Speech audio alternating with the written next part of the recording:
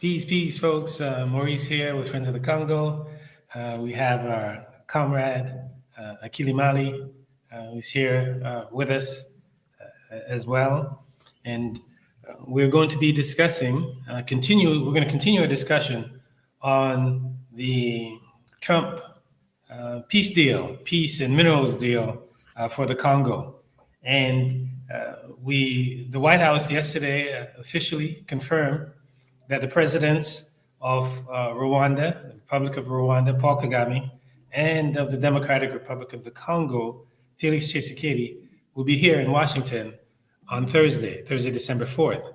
Yesterday in our broadcast, I shared with you the point of view of Friends of the Congo from here in Washington, D.C. And today, we'd like to bring to you Akili Mali, Choma Choma, to share with us what folks are saying in Kinshasa and other parts of the Democratic Republic of the Congo, opposition figures, folks in support of the deal, civil society, you name it. So welcome, Akili Mali. How are you doing? Can you hear me okay? Doesn't look like he can hear me, Kita. And I'm seeing double pictures here, so I don't know if that has anything to do with it. Can you hear me, Akili Mali? We were just talking a quick second ago. Akili Mali, it doesn't look like he can hear. Now I can hear, sorry. Okay, all right, good. I'm glad that you can hear. Excellent. So I was just saying that today we're going to focus on what people are saying in the Congo about this peace deal, President Kagame, Exactly. President Tshisekedi coming to Washington. What are folks saying across the board? Those who are in support of it, politicians, the elite, opposition figures. We've seen Denis Mukwege. He issued a scathing letter, scathing critique of the peace deal in a post that he made on his social media platforms, and we'll share a few of those.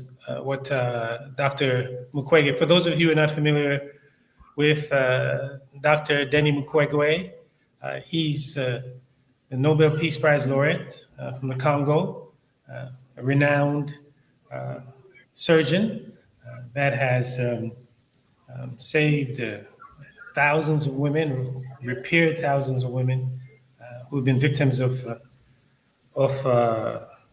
sexual terrorism. It's probably the most accurate way we can describe it.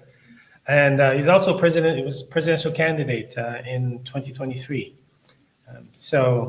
He's been very critical of this deal from the outset. And when it was announced that he would be, that Tshisekedi and Kagame would be coming to Washington, he issued a statement on social media. We'll read a few things from Mukwege's statement. But before we do that, Akili Mali, welcome and share with us how you're doing. Thank you so much. Good. I'm doing great. Excellent. Yes, can you hear me? Yes, go ahead, please. Okay, thank you so much. Thank you so much. I'm doing great. Happy to join you this afternoon.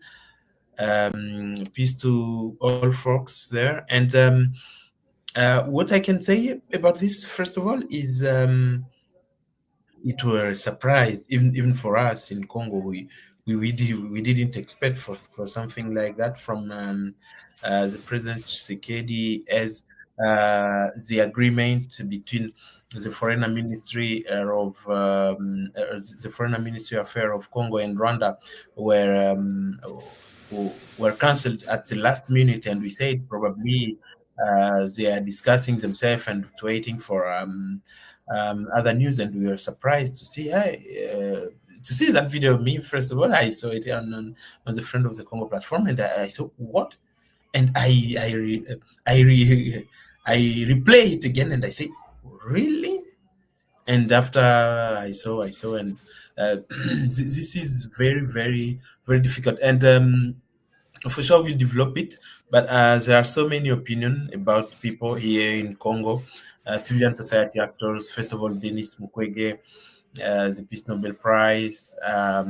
We have also other actors like politicians, like civilian society actors, like activists, which are really, really um, afraid about what will really they sign this Thursday, because Thursday it's like after tomorrow, and um, we don't know exactly. We don't know. It was a surprise for everyone here in Congo, and for so many people. Yeah, yeah, and you're speaking of Dr. Mukwege and the surprise.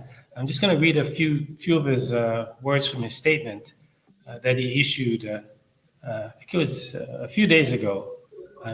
He says the Washington and Doha processes. He's talking about Qatar because Washington is processes between Rwanda and the DRC, and the Qatar process is peace Yes. processes between the DRC and the M23, which is, I don't know how the Congolese government agreed to that. But in any case, he says the Washington and Doha process, driven primarily by foreign economic and financial interests.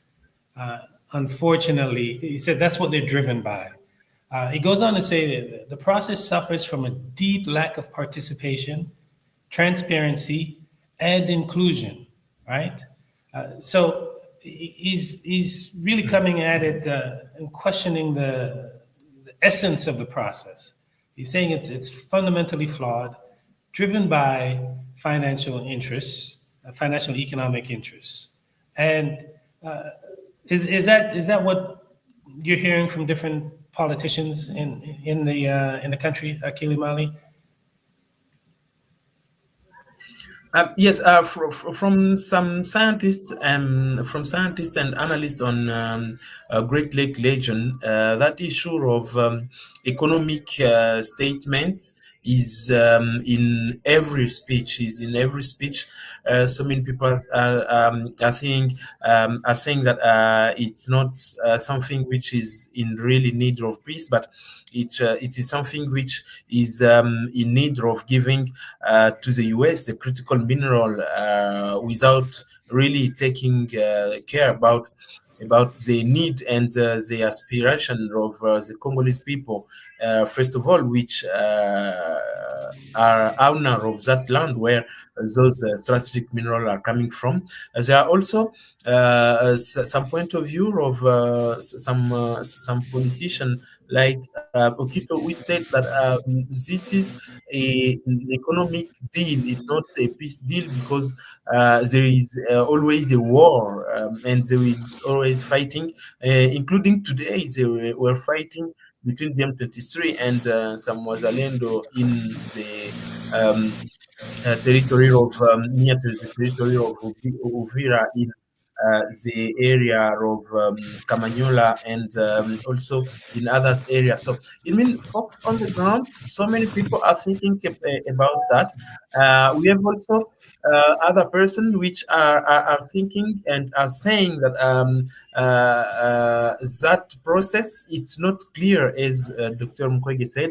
What The first one is Martin Fayulu, the official winner from civilian society result of the election of 2018, and he said that for him, Felix Tshisekedi as a president, and he has to show what really he will sign, and other things to be validated by the Congolese people and Congolese actors before he signed that. This is something he were really insisted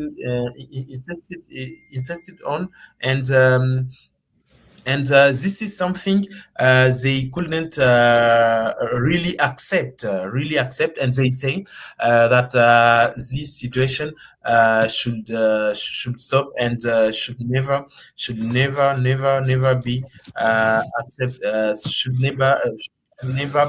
uh, uh, should never be acceptable.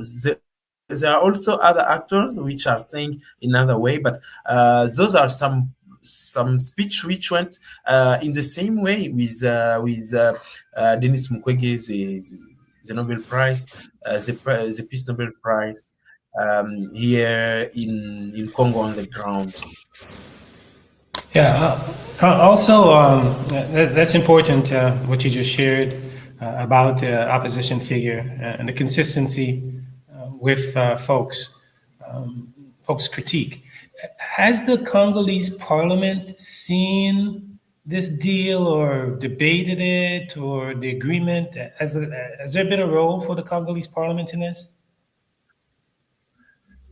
Until now, there is no any news, there is no any debate about that, because right now, as the Constitution of Congo said, in Congo we have in Congo this session of September, which come from September and will finish right now. I can say it will finish in around 12 days, because that is the end of this session. It's a budgetary session, and so many actors, including the movement Filimbi, asked the president to say to put inside, because this session of the parliament, it only to observe the budget of the year, and to validate the budget, and also to validate the budget of the next year. But so many people, including the movement Filimbi, asked the president and to the actual majority, Union Sacrée, to send that piece to the parliament, and to have a kind of debate in the parliament.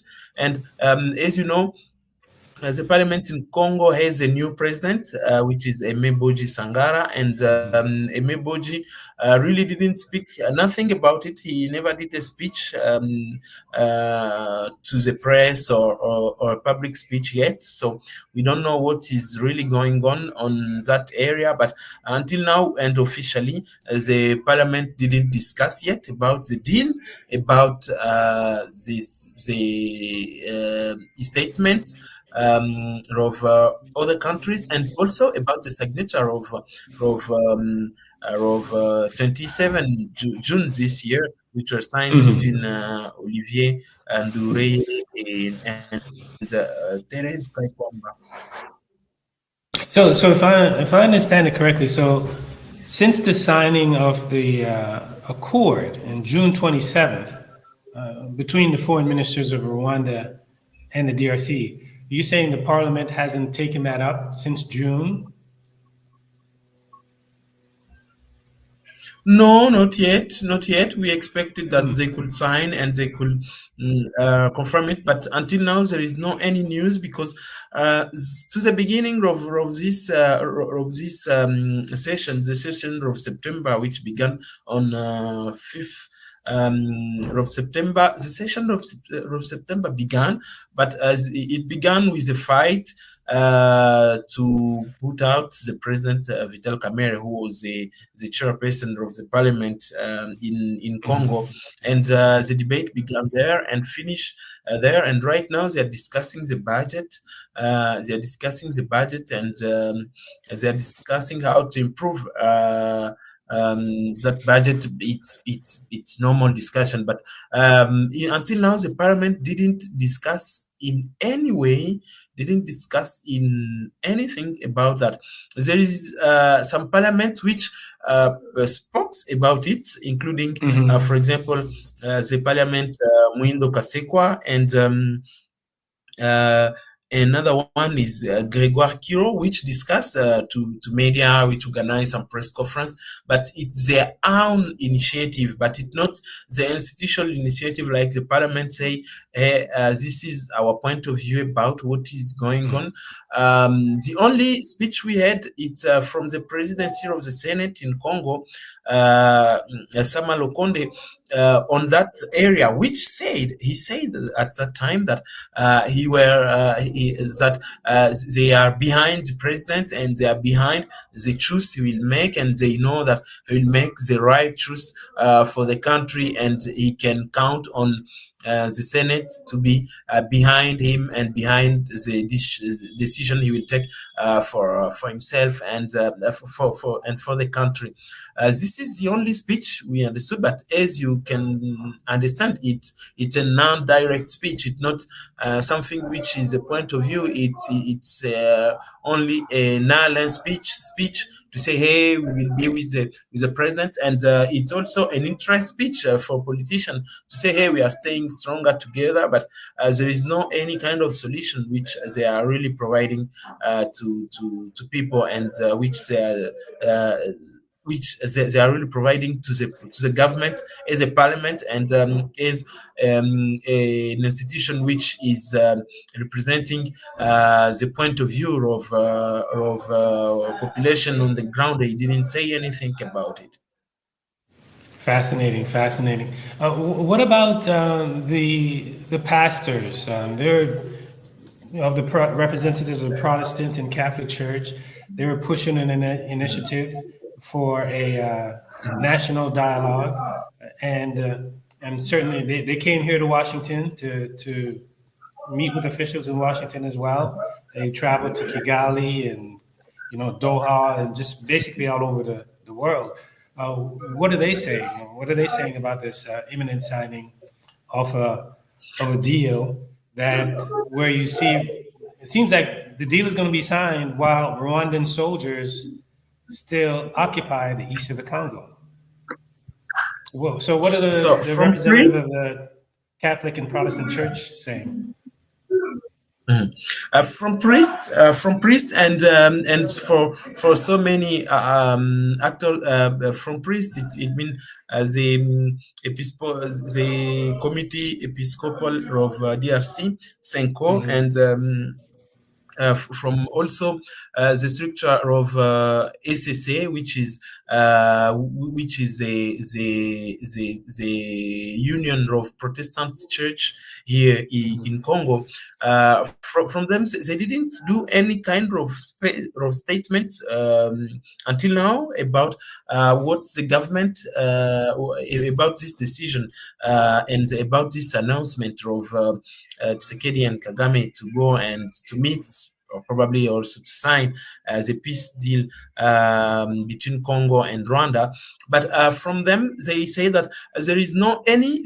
They said a few weeks ago that there is no any kind of solution. There is no any kind of solution which will be provided without including people people inside, without including civilian society actors, without including victims, because this deal is only a deal which is focusing on economic and on also relationship between three countries. It means US as the Hmm. owner, and Rwanda and Congo as parties on this conflict. And they say that people should be initiated, and they also insisting about the issue of dialogue, of intern dialogue between Congolese, to have the same point of view, and to have the same idea, and to go with the same voice, to say after discussion between ourselves here in Congo, we decide this, and this. And so the president and the government, the foreign ministry, the parliament, and others will go and will follow a line which will be defined by all national forces. But until now, the President Tshisekedi and its government still not open to the idea of opening that kind of discussion. And this is what so many people are saying, and this is so many people are thinking here in Congo, in DRC. And we are still waiting to see what will really going on with the government, and with that signature, which will happen in practically 2 days. And if as the US Department did for this deal, which people can see on their screen, if the Department of State will publish it, and will give us update about what they really sign and other things. And this is something which actors like Lucha were asking, is what will be the input and how the situation will change on the ground, because on the ground the situation is still the same, and how this new signature will help the Congo to recover its sovereignty to territory under control of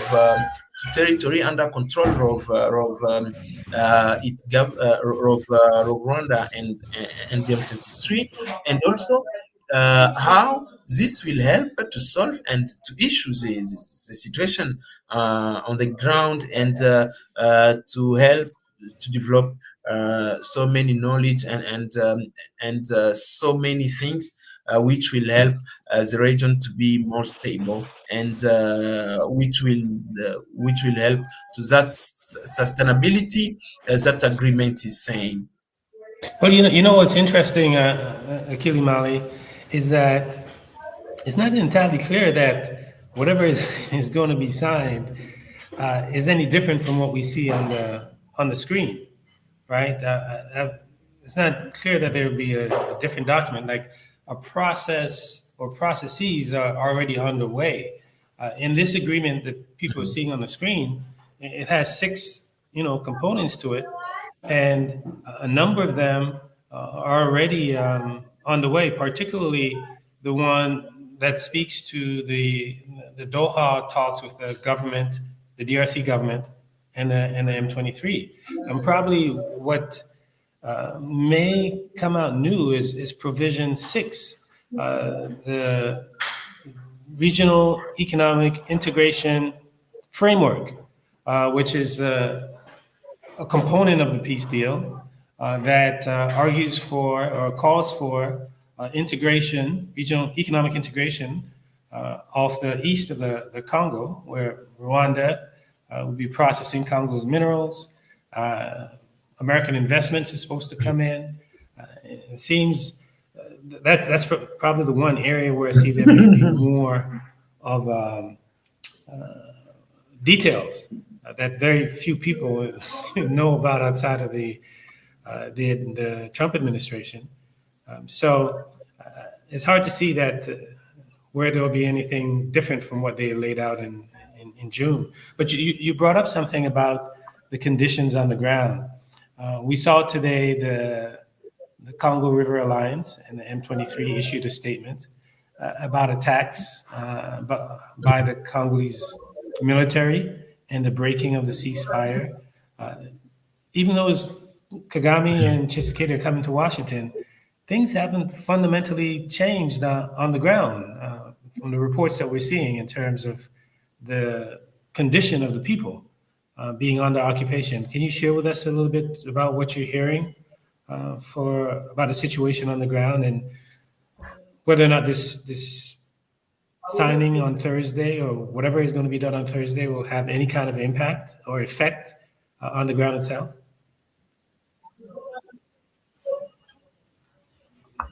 So here on the ground, so many people are really asking themselves about what is what is really going on, because as I told you, on the ground, we have in so many part of South Kivu, there is so many fight, including today. There is people of the area of Kasika and Katogota, which until because local time right now, they are flying. They are flying until this night to avoid the fight between the M23 and the Wazalendu.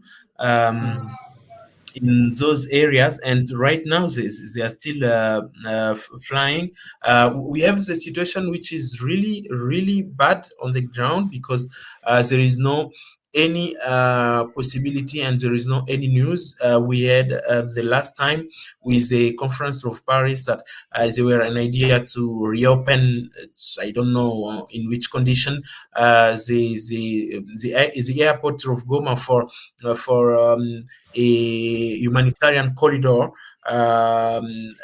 if from the airport of Goma, but the M23 didn't accept, and the Congolese army has no possibility. The Congolese government has no possibility to open it, and so the situation right now is that on the ground.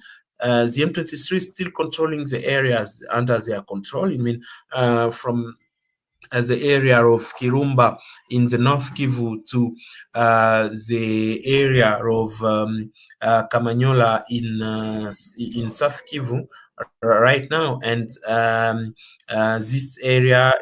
All those areas are still under control of the M23, supported by Rwanda, by troops, and financially by Rwanda. You have also so many mines in Congo, which is a mine of coltan, first of all, which are under control of the M23 right now, including the mine of Rubaya, of Nyabibwe, and we have also other mines like the mines of like the mine of Nyangezi. You have also the mine of Luhi, which are closed.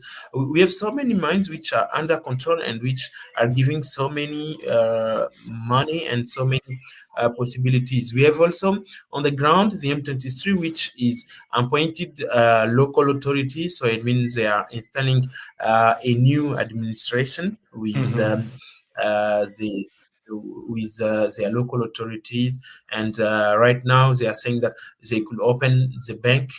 We don't know how and how this can be possible, but they say that they could reopen it. We are still observing, but yeah, on the ground we have also the situation here in Kinshasa, which is a really really big confusion, because as we spoke right now, we have the parliament which should in around 12 days should close the session of September, and didn't discuss anything about it, and they were really focused on putting out Vital Kamerhe as a president, as a chairperson of the institution, and to appointed a new one, to vote a new one, and to put to put it in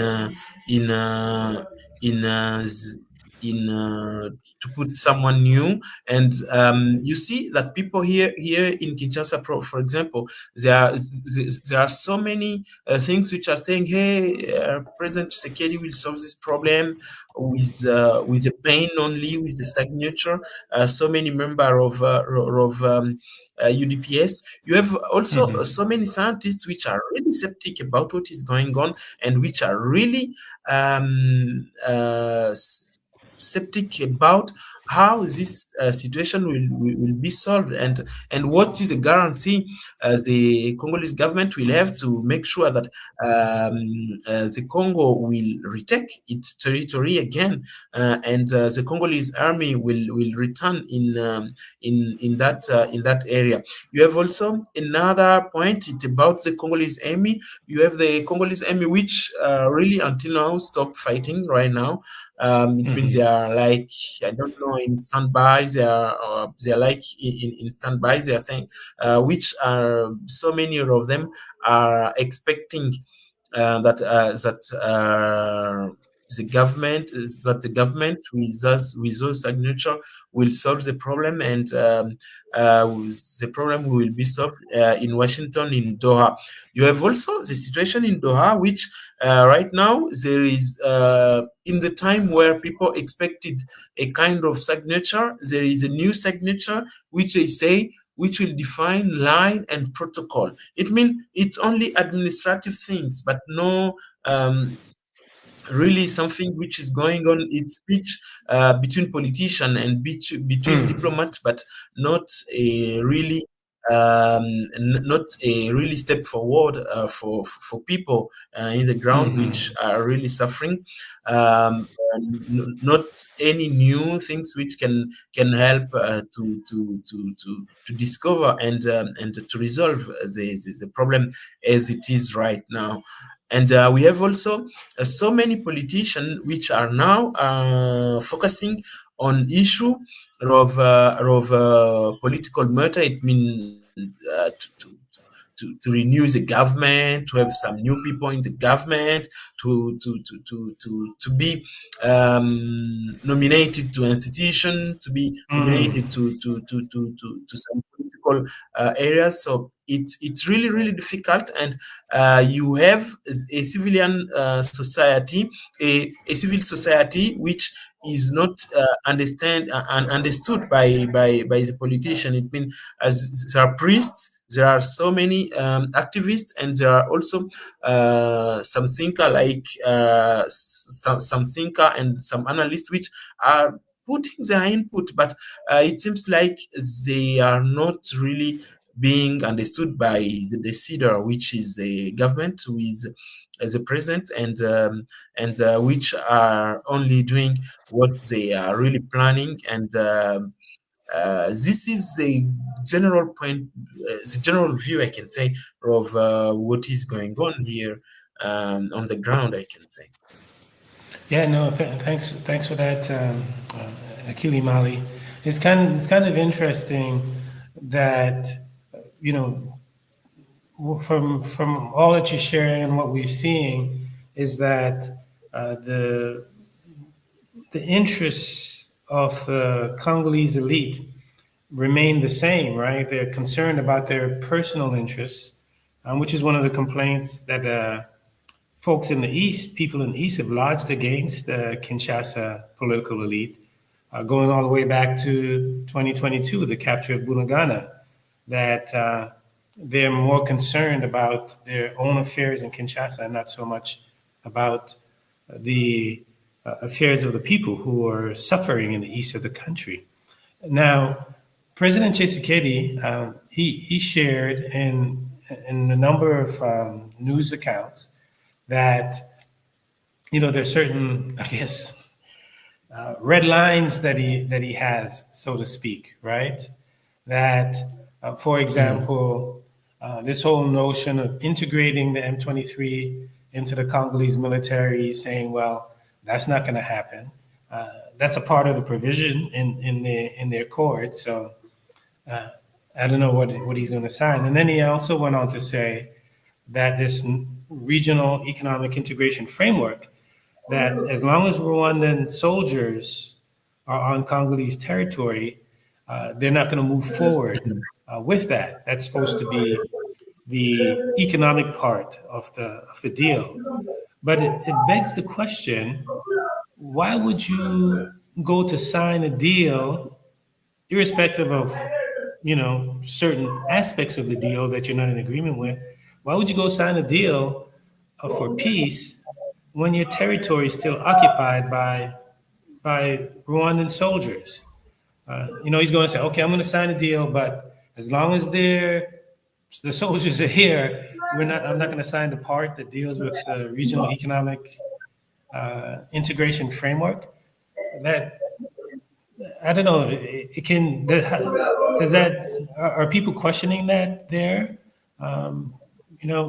Especially in light, right, Akili Mali, there's a UN resolution 2773 that Well, here we see Quito putting it up that Tshisekedi and Kagame there.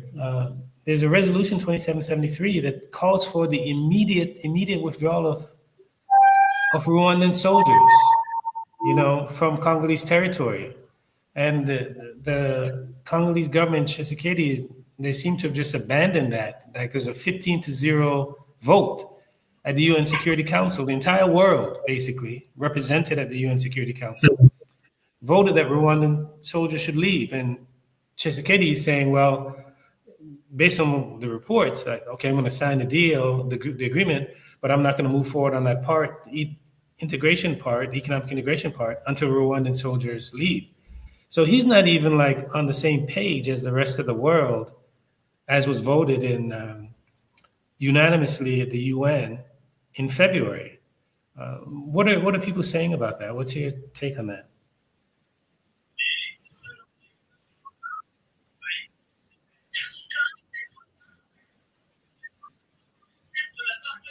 Yes. So many people here in Congo, including researchers, analyze it. That UN resolution as a solution and as something which will be really helpful for Congolese people, and which will be very useful to resolve the problem, because the Rwanda troops were asked to move from.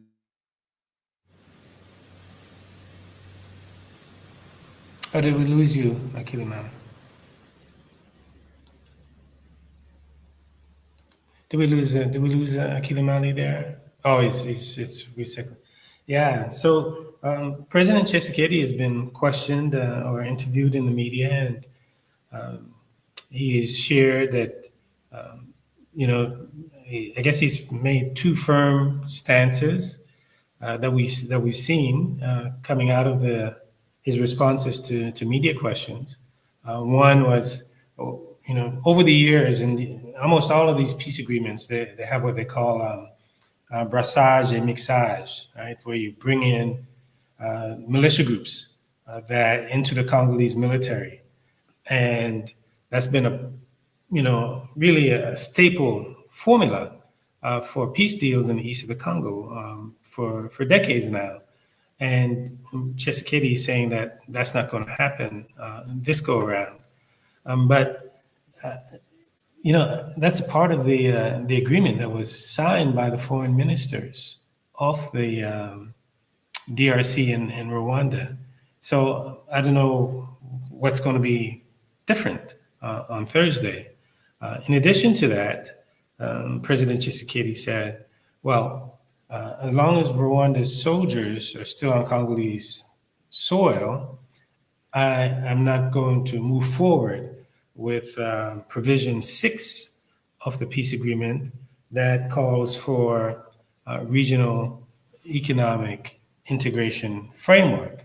And it is within that framework that U.S. investment dollars are supposed to flow into the region to invest in energy projects, to invest in minerals. So it's just really, if the DRC president has not put his foot down, so to speak, has not stood on UN Resolution 2773, what would make us believe that he'll be standing on the points that he's laid out? He's laid out here about the regional economic integration framework, especially considering that that's a central part, anyways, of the Trump administration's interests in the deal, the economic part, right? So we have Akilimali back. Akilimali, if you can complete your thoughts on what you were sharing earlier, especially around Resolution 2773. Thank you so much. I have said that as a resolution of the United Nations were really interpreting by so many people as a win for the Congo sovereignty and for the Congo resolution. And this deal, this resolution were something which can give the opportunity to the Congolese army to be in peace, and also to be um, uh, to for the Congolese army to retake those territory under control of the Rwanda army right now with the label of the M23. But the problem, right? The problem is that the government didn't really speak about it, and didn't really put the movement, and didn't put actors like Washington, like Doha, to say, hey, you have to put this resolution inside the agreement, and to put inside all agreement we will have. So until now, it's still like a decision only of the United Nations, and you know this decision were adopted, but there is no any force on the ground to constrain, to force to force people to respect it. And this is something which is it's happening here. And so people right now are saying like it's one of those resolutions of the United Nations which are not really respected, because there is so many resolution here, but there is no any change on the ground. And even the Congolese government didn't use it to say, hey, you have to put it inside, and to make sure that people that this kind of decision and agreement will be put inside. And so this kind of signature which will happen on Thursday, because right now I'm watching the President Ruto of Kenya flying to Washington to assist the signature of this. I don't know if we let us call it peace deal, as I call it. With this peace deal and with this agreement, this is something we don't really know why the UN resolution 2773 were not put inside, and even in Doha, even in Washington, and people here are like upsetting how this didn't really be helpful for dialogue and negotiation. It means this kind of resolution, if it's signed as it was in on 27, it means it's a capitulation only of the Congo to the Rwanda need, and to the Washington need, and the capitulation of those territories, because there is a process which really that process, it's very slow. It means they can come after 1 year to say, hey, can we evaluate how things are really going on? The process is going very slowly in Doha, and also in Washington. They are going slow. They are going quickly to sign, but on the ground, there is no any change. And people here in Congo on the ground are expecting a change on the ground, and not in political area only, and with media statement, with photo of signature. But this a real change for people to see the Congolese army coming back, for people to see finally the reopening of the airport of Goma under control of Kinshasa, for people to see a kind of dialogue which happening, and which is giving some line for people to see that people accused of crime will not be integrated in the army and in the service, the security services here in Congo. And for people to don't have a kind of suspicion. It means to have some people to have some people which are placed on the security area, but they are not comfortable with the Congolese point of view, but they are always putting the Rwanda point of view on the table in the Congolese debate.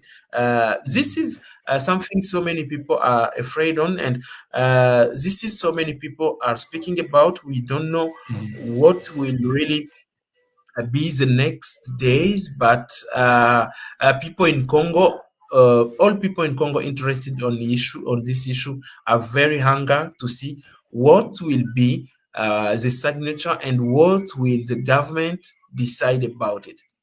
Right. Now you mentioned the guarantors of the deal, which is interesting.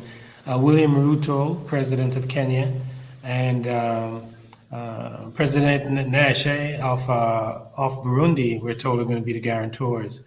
And Burundi has been close to Kinshasa in terms of an ally. And of course, Kenya Exactly. is part of Closing to the Rwanda. East African community and closer to Rwanda. So, you know, it's kind of interesting to see what kind of guarantee are they going to provide. It's really fascinating that the guarantors are two presidents from the East African community, right?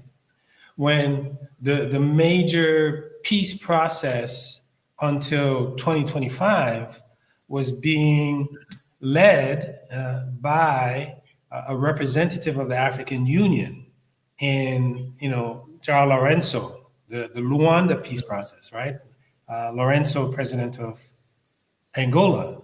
And Angola. even since the capture of Goma and Bukavu, the African Union has impaneled some former presidents and assigned Togo, the Togolese president, to pick up where Lorenzo From the left off. same. So it's who's calling the shots? Certainly it doesn't seem like folks in the African continent. Well, it's being held in Washington, so obviously Washington is calling the shots, and that seems to be the concern that you have, that the shots that are being called in Washington have very little to do with the realities on the ground.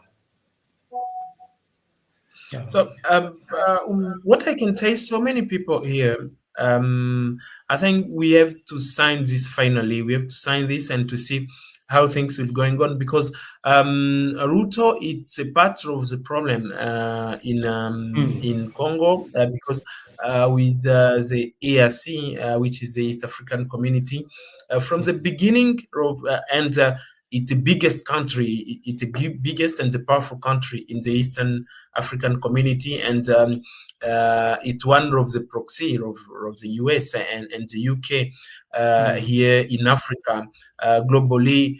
And Ruto didn't, with all the power of Kenya, didn't even mention that the aggression of DRC by Rwanda, first of all, and second of all, he were really insisting about the point of view of Rwanda, that it's a Congolese matter. Rwanda is no longer inside, and as they designated him as a guarantor of the Rwanda DRC deal, peace deal. I don't know what is really going on, but it seems like the situation will be more worse, even after the signature, because actors inside, like as you said, the president of Burundi, Ndayishimiye, who is also a proxy of the Congolese politic, the Congolese politic in Great Lake. You have to know that until now there is so many Burundian troops which are fighting with the Congolese army to fight with the M23, and this is those people are really involving in the conflict. One behind Rwanda and another one behind Congo, and this cannot be resolved by actors like this. But this should be resolved by great resolution, and by great decision, and by step on the ground, by step forward and on the ground, by desescalation, by reopening the airport, by withdrawing of the M23 on town of Goma and Bukavu, for example, by so many things. But until now, there is no any kind of news in that way.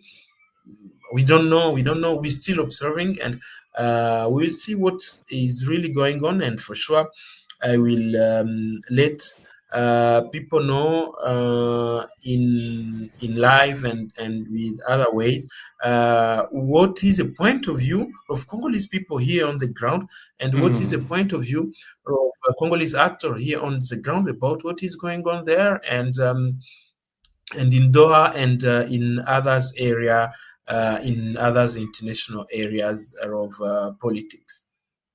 Yeah, Akili Mali, we really appreciate that.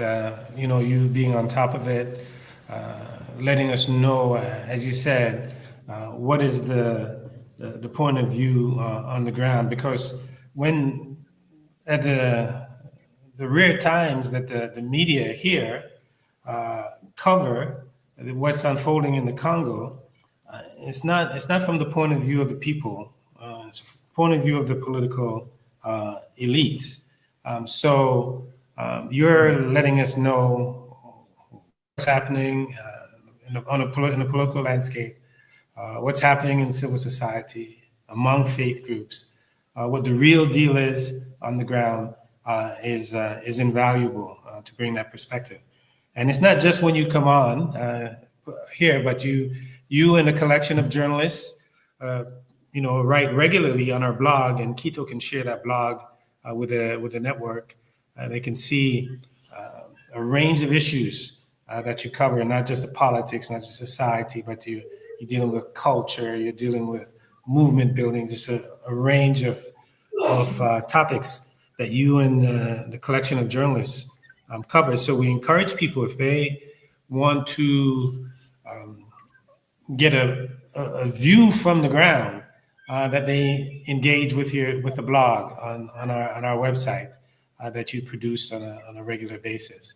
So thank you so much, Akili Mali. I know you've been on like a serious tear, so for you to take the time out to come and join us today, we're truly grateful for you doing that. Anything that you want to leave with our audience with as we wrap up?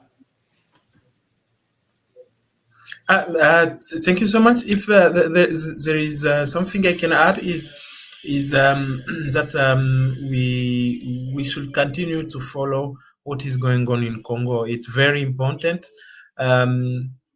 It's very important on so many areas, and we should keep our ears on what is going on in Congo and what is really going on the ground, and we should also keep informing ourselves on with good information, with what with and to see how can we help, because politicians will not solve these issues themselves. Any people, any of us, all of us, we have to do something. Not depending on the area, not depending on the political point of view, but depending on the humanity, because what is going on in Congo, it's a tragedy, and we have to stop it. Thank you. Thank you, Akili Mali. Thank you all. We'll be back with you tomorrow. We're leaving right up to Thursday. We encourage you to Follow us on our socials at Congo Friends, on X and Facebook and YouTube and IG. Support our end of year campaign. It's through your support that we're able to bring Akili Mali and the work that he's doing with a range of reporters on the ground. Through your support that we're able to make that happen. So continue to support our work. Go to at Congo Friends on Instagram. Some of you are watching live on Instagram right now. Go into our bio, support our work. Your support of our work in turn supports Akili Mali and the journalists on the ground. All right, so we'll see you tomorrow as we lead up to Thursday, December 4th, to see what happens at the White House. Okay, we'll be back with you, Akili Mali. Thanks again. Thank you, Quito. Thank you. All right, be well. Peace. Peace.